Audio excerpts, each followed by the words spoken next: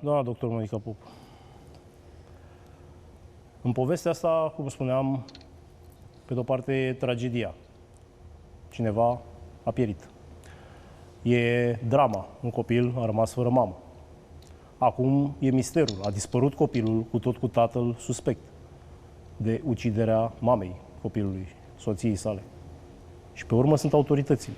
Astea care spun că după toate aceste dovezi, ele au zis că sunt doar oarecum îngrijorate. Și au lăsat copilul în continuare cu tatăl.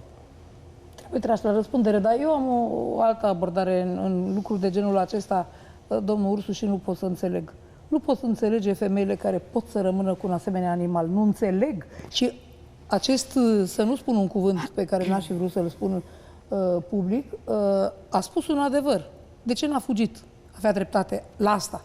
Deci el, bineînțeles că nici nu se pune problema ca un animal de ăsta să ridice mâna asupra cuiva, nici asupra soției, nici asupra copilului. Dar lucrurile sunt de fond, pentru că, în primul rând, n-ar trebui să existe niciodată, aici nu era cazul, să existe femei care să depindă de bărbați, material, vorbesc, și în al doilea rând nu faci un copil cu un om, că ăla nu s-a purtat așa, deci a avut copilul după 5 ani de căsătorie. Nu faci un copil cu om de genul acesta, pentru că știi foarte bine că va fi la fel ca el. Sau în orice caz, nu ai dreptul să condamni copilul la o viață în care el să vadă așa ceva, să trăiască așa ceva. Vă dați seama ce era în sufletul acestui copil știind că tatălui îi bate mama? Și oricum, oricine, orice ar spune, mama e cea mai apropiată ființă de un om. Cum e posibil așa ceva? Deci, încă o dată vă spun, să nu depindă niciodată o femeie de un bărbat, și nici invers, să nu facă copii decât atunci când știe că îi poate crește singură și are această posibilitate, și nu cu un asemenea...